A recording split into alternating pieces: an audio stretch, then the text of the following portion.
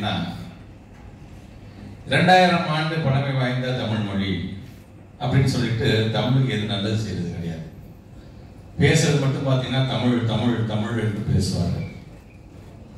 ஆனா நம்மளை எப்படி அவங்க சுருக்கிறாங்க நமக்கு அது தெரியறது இல்லை, புரியறது இல்லை. 2000 அவங்களே சொல்லிட்டாங்கப்பா அப்படின்னு.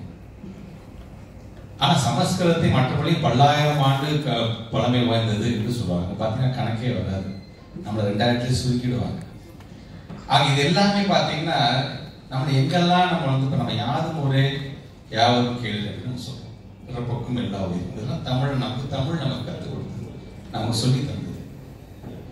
அதை உயர்த்தி பிடிக்கும் பொழுது அப்பா கீழடின்னு வந்துருச்சுப்பா, நமக்கு ரொம்ப சந்தோஷமா இருப்பாய். தொடர்ந்து ஆய்வுகள் செய்யறான்ப்பா. 5300 ஆண்டுகள் முன்னாடியே தமிழை இரும்ப பயன்படுத்தி இருக்கிறான்ப்பா. சொல்றது நாம கிடையாது, தமிழ்நாட்டை சார்ந்திருக்கின்ற இங்க இருக்க ரிசர்ச் லேப் எதுவுமே இதை சொல்லல. ஒண்ணு அகமதாபாத்தை சார்ந்திருக்கின்ற ஒரு ரிசர்ச் லேப் சொல்லுது, இல்ல பூனேவை சார்ந்திருக்கின்ற ஒரு ரிசர்ச் லேப் சொல்லுது. இதுக்கெல்லாம் பிரீமியமாக இருக்கக்கூடிய புளோரிடாவை சார்ந்திருக்கின்ற ஒரு லேப் நம்ம சொல்லுவோம். எல்லா இடத்துலையும் பிஜேபி ஆட்சி தான் இருக்கு, அங்க மட்டும்தான் அது கிடையாது பாக்கெட்ல. ஆனா அவர்களே ஒற்றுக்கொள்ளுகின்ற அளவுக்கு ஆமாங்க உண்மைதான் 3000 4000 சொல்லிட்டு நம்ம மற்ற நாடுகள்லாம் சொல்ல வேணாங்க, நம்ம தமிழினமே இரும்பை பயன்படுத்தி இருக்கிறது அப்படின்னு சொல்லும் போது அதை மூடி மறைக்கிறதுக்கான வேலையை தான் நம்ம செய்யணும். நாம என்ன தவறு செய்தோம்? எல்லாம் ஒற்றுமையா வாங்க, எல்லாம் ஒற்றுமையா இருக்க வேண்டும் சொல்றது நம்முடைய தவறா? வந்தாரை வாழ வைக்கும் தமிழ்நாடு என்று சொல்றது தவறா? இந்த வேற்றுமை என்று சொல்லிக்கிறோம் பார்த்தீங்கன்னா, வேற்றுமை தாங்க அடையாளமே, வித்தியாசங்கள் தாங்க அடையாளமே. எல்லாமே ஒரே மாதிரி இருக்கலாம், எல்லாமே ஒரே நேரத்தில் ஒரே பண்பாடு ஒரே கலாச்சாரம் என்று சொன்னால் அது எப்படி சரி? அதை விட ஒரு கொடுமை எதுவுமே இல்லை.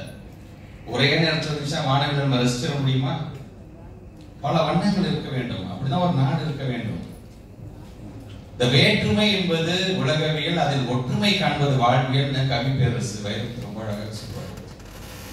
அப்படி இந்த வேற்றுமை சார்ந்து நம்மளுடைய பண்பாடு, நம்முடைய கலாச்சாரம், நம்முடைய மொழி, நாம் யார், நம்மளோட ஐடென்டிட்டி என்னங்க நம்ம பெருமையா பேசும்பொழுது நம்ம எதுக்கு மற்றவங்க யாரும் நம்ம மட்டம் தட்டல. நம்ம சார் நாங்க கண்டுபிடிச்சிருக்கோம் சார், ஆய்வு பண்ணிருக்கோம் சார், எங்களுக்கு ரிசர்ச் சொல்லுது சார்.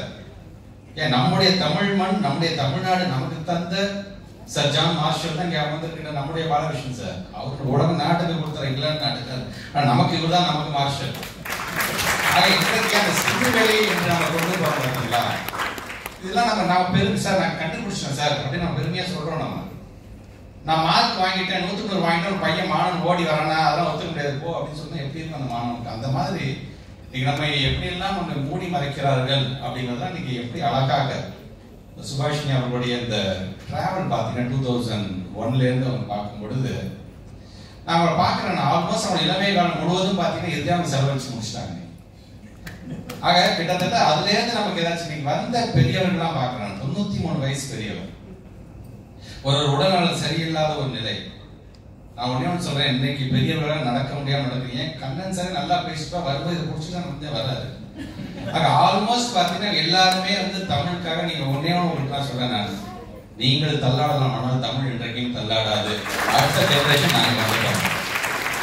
உங்களுடைய உழைப்பை உயர்த்தி பிடிப்பதற்கு இன்றைக்கு அடுத்த தலைமுறைகளாக இன்றைக்கு நாங்கெல்லாம் வந்துட்டோம். அதான் நீங்க கவலைப்படாம ஐயோ நம்ம செஞ்ச உழைப்பெல்லாம் வீணா போயிட்டு நினைக்காதீங்க. இதை தூக்கிட்டு முதலாக நிற்கிறது பள்ளிக்கல்வித்துறை அமைச்சராக இருக்காங்க. ஆக ஒரு துறையினுடைய அமைச்சராக இன்றைக்கு நான் பல்வேறு நிகழ்வுகள் நம்முடைய தமிழ்நாட்டு முதலமைச்சருடைய வழிகாட்டுதன்படி துணை முதலமைச்சருடைய வாழ்த்துவோம் நம்ம நிறைய செய்யலாம். ஆனால் இது போன்ற ஒரு நிகழ்வில் கலந்து கொள்ளும் பொழுதுதான் ஒரு துறையினுடைய அமைச்சராக இன்னும் ஒரு மகுடம் சூட்டுவதை போன்ற ஒரு உணர்வை நான் சொன்னாங்க. பார்த்தீங்கன்னா கவின் சார் பேசும்போது பல பேர்களுக்கு நீங்க உழைக்கிறாங்க, அவங்களுக்கு இதெல்லாம் ஒரு ப்ரோஜெக்டும் கிடையாது. ஆனா எங்களுக்கு ஒரு வலதுகரமாக எங்களுக்கு ஒரு சப்போர்ட்டாக இருக்காங்க. எல்லா இடத்துலையும் கிடைச்சிடாது. எல்லாருமே படிக்கணும், மாணவ செல்வங்கள் படிக்கணும், கல்லூரி முடிச்சிருக்கணும், நல்ல வேலைக்கு போகணும், குடும்பத்தை பார்த்து நாம சந்தோஷமா இருக்கணும். இருங்கள், நான் இல்லை என்று சொல்லவில்லை. அதே நேரத்தில் நம்முடைய ஐடென்டிட்டி நம்ம தொலைச்சிடக்கூடாது. ஒவ்வொரு கூட்டத்தையும் சொல்றோம்னா Tamil is for our identity, English is for opportunity. So இப்படி நான் முதல்ல நம்முடைய தமிழினம் சார்ந்து நாம் யார் என்பதை நாம் உணர வேண்டும். சுபாஷினிக்கு என்ன வயசு தெரியாது, நான் சொல்றேன் 1999ல தான் அவங்க பிறந்திருக்காங்க. நான் சொல்றேன் 1999ல தமிழ் படிக்கவே ஆரம்பிச்சேன் என்று சொன்னார்கள். 99ல பிறந்த ஒரு குழந்தை தான் இன்னைக்கு பேத்திக்கிற அளவுக்கு நீங்க கொண்டு போயிட்டீங்க. பட் இன்றைக்கு இது ஒட்டுமொத்தமாக இந்த ஆய்வு சார்ந்து ஒரு தமிழ்நாட்டுடைய முதலமைச்சர் எப்படிலாம் நாம் தமிழை நீங்க உயர்த்துவீங்க. கலைஞர் என்ன பண்ணார், குமரியில நீங்க பெரிய வள்ளுவன் சிலையை வச்சு அப்பா பண்பாடு கலாச்சாரம்னா அது எங்களுடைய தமிழ்நாட்டில இருந்தா தென் பகுதியில தான் ஆரம்பிக்கும்னு சொல்லி ஒரு மிகப்பெரிய சபையை நாங்கள் வச்சுட்டோம். நாங்கள் இன்றைக்கு அதுக்கு அடுத்த கட்டமாக இன்னைக்கு தமிழ்நாட்டில் நம்ம சின்ன அரசாங்கம் வந்துச்சு, கைக்கு ஒரு பொறுப்பு வந்து சரி நாம் தமிழை எப்படி உயர்த்தி பிடிக்கலாம், சும்மா குண்டு சட்டில குதிரை ஓட்டி இருந்தா போதுமா, நம்முடைய தமிழை எப்படி மற்றவர்கள் எடுத்து சொல்ல போகணும், எப்படி கடத்த போகின்றோம் நம்முடைய பெருமைகளை. வெறும் சென்னையில மட்டும் புத்தக திருவிழா நடத்தினா போதும், ஒவ்வொரு மாவட்டத்திலும் நடத்துங்க என்று சொன்னாங்க.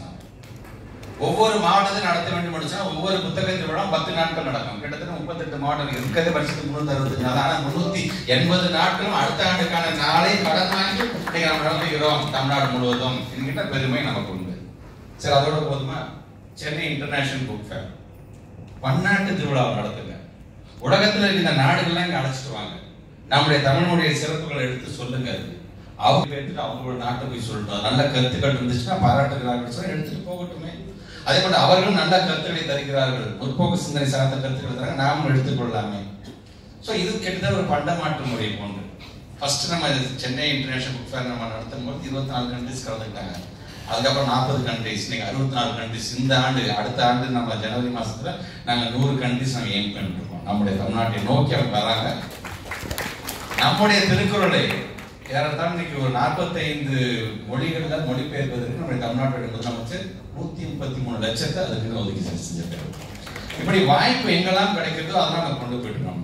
இது எல்லாத்துக்கும் பேஸ் எங்கேருந்து ஆரம்பிக்குதுன்னு பாத்தீங்கன்னா மொழியிலேருந்து ஆரம்பிக்குது. அங்க இனி நாம செய்த இந்த காணொலியை பார்க்க ஒன்னே ஒண்ணுதான். இனி நம்ம ஊருக்கெல்லாம் போகும்போது, கோயிலுக்கு போகும்போது, நாட்டார் தெய்வங்கள் வழிபாடு செய்யும்போது அந்த பக்கமா போகும்போது ஏதாச்சும் ஒரு பாறை இருக்கு, அங்க ஏதாச்சும் ஒரு கிறுக்கல் மாதிரி இருந்தா கூட இல்லாத அது கிறுக்கல் இல்லடா, அதுதானே என்னோட தலையெழுத்து, நான் யாருன்னு சொல்லி இந்த தலையெழுத்து அதுதான்டா, இன்னும் அதை பார்க்க வேண்டும், அதை புகைப்படம் எடுத்து அவன் சுபாஷ் நீங்க அனுப்பிச்சு வைக்கணும் தான் எனக்கு தோணுது. எனக்கு சும்மா நம்ம கடந்து போயிடக்கூடாது. எல்லாரும் கடந்து போனா சுபாஷிங்க ஒரு மனிதர் மட்டும்தான் நின்று அதை பார்த்தாங்க என்னன்னு. ஸோ இன்னைக்கு அவருக்கு வலு சேர்க்கின்ற விதமாக இன்றைக்கு இந்த அரங்கம் முழுவதும் நாம் அனைவரும் நாம் ஒன்று கூடியிருக்கிறோம். தமிழ்நாட்டு முதலமைச்சர் சொல்றது அதுதான், பழமையை நாங்கள் கொண்டாடணும், மறுப்பதில்லை, பழமையை நாங்கள் கொண்டாடணும். ஆனால் நான் பழமைவாதிகள் அல்ல. இந்த தமிழ்நாட்டு முதலமைச்சர் சொன்ன மாதிரி நமக்கான பண்பாடு கலாச்சாரத்தை நாங்கள் கொண்டாடணும், அது முற்போக்கு சிந்தனை இருந்தது என்று சொன்னால் நாங்கள் ஏற்றுக்கொள்வோம் என்று அவர் சொல்கிறார். ஆக அந்த அளவுக்கு இன்றைக்கு அது வெள்ளி விழாவை கடந்து செல்கிறது. இன்னும் இது 50 ஆண்டுகளை கடந்து செல்ல வேண்டும், 100 ஆண்டுகளை கடந்து செல்லும். அடுத்த மேக்ஸிமம் எவ்வளவு டாக்குமெண்ட் பண்ண முடியுமோ டாக்குமெண்ட் பண்ணிக்கிட்டே இருக்கும். அதுலேயே நமக்கு ஏதாச்சும் கண்டிப்பாக ஒரு நன்றாக கிடைக்கும் என்கிற விதத்தில் தான். அந்த விதத்து தான் இன்னைக்கு சுபாஷ் சொன்னாங்க. எங்கள் அம்மா கூட சித்த மருத்துவர்கள் கூட சொன்னாங்க, சித்த மருத்துவருடைய பேச்சை நீங்களும் கிட்டத்தட்ட ஒரு வகையான சித்த மருத்துவம் தான், எல்லா மொழியும் சேர்த்து வைக்கிறீங்க. நாங்கள் அது எவ்வளோ பெரிய மருந்தாக கூட வரும். பல பேர் இன்னைக்கு எந்தெந்த நம்பிக்கையை பிற்போக்கு சிந்தனை இருக்கிறார்களோ அவர்களை தெளிவுபடுத்துகின்ற மருந்தாகவும் கண்டிப்பாக நீங்கள் செய்கின்ற பணிகள் அமையும். இந்த விதத்தில் வருகை கொண்டிருக்கின்ற அனைவருக்கும் குறிப்பாக இந்த அரங்கத்தில் கல்விகின்ற நல்ல வாய்ப்பினை எனக்கு பெற்றுத் தந்திருக்கின்ற தமிழ் மருத்துவ அறக்கட்டளை சார்ந்திருக்கின்ற ஒவ்வொரு நிர்வாகிகளுக்கும் என்னுடைய நன்றிகளை தெரிவித்து இந்த நிகழ்வை நிறைவு செய்கிறேன். நன்றி. அமைச்சர் எப்படியெல்லாம் கீழடி ஆய்வுகள் புறக்கணிக்கப்படுகிறது என்பதை ஒவ்வொரு கட்டமாக அவர் வரையறுத்து சொன்னார்.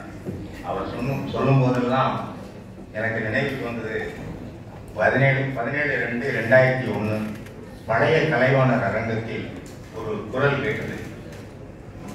இனிமேல் இந்த உலகளாவிய தமிழர்கள் பங்கேற்கும் விதமாக தமிழ் இணைய கல்விக் கழகம் பல்கலைக்கழகம் என்ற பெயரில் இது உருவாகும் என்று சொன்னார். முத்தமிழ் அறிஞர் கலைஞர் அவர்கள் நினைவு வருகிறார். முதலில் அது தமிழ் இணைய பல்கலைக்கழகமாகத்தான் இருந்தது. பல்கலைக்கழகம் என்றால் யூஜிசி சில நாம்ஸ் இருக்கும், அதனால தமிழ் இணைய கல்விக்கழகமாக ஆக்கப்பட்டது. அதெல்லாம் நினைவுக்கு வருகின்றது. தமிழறிஞர் முத்தமிழறிஞர் கலைஞர் அவர்கள் உயிர் மூச்சாக இந்த நூற்றாண்டு நூலக கட்டடத்தை உலகளாவிய தரத்தில் 7 மணிக்கு இன்னைக்கு காலையில பார்த்தாச்சுன்னா தெரியும், இங்க இருக்கக்கூடிய மக்கள் எளிய குடிசை பகுதி மக்கள் இங்க முண்டி அடிச்சு நிற்பாங்க. அந்த ஏசி இதுக்குள்ள அறைகளுக்குள்ள காம்படிட்டிவ் எக்ஸாம்ஸ்க்காக அவர்கள் தயாரிப்பார்கள். அந்த காலையிலிருந்து ராத்திரி தான் போவாங்க. இதெல்லாம் நினைவு கூறுகிறோம்.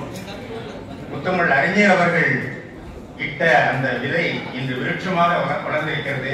அதை எங்களுக்கு மீண்டும் மனதில் உருவாக்கி கொடுத்து வளர்ச்சியடை செய்து வரும் தமிழ் தளபதி அவர்களின் மாண்பு இளவலான அமைச்சர் பொய்யாமொழி அவர்களுக்கு நாங்கள் நன்றி கடன் பட்டுள்ளோம். நன்றி.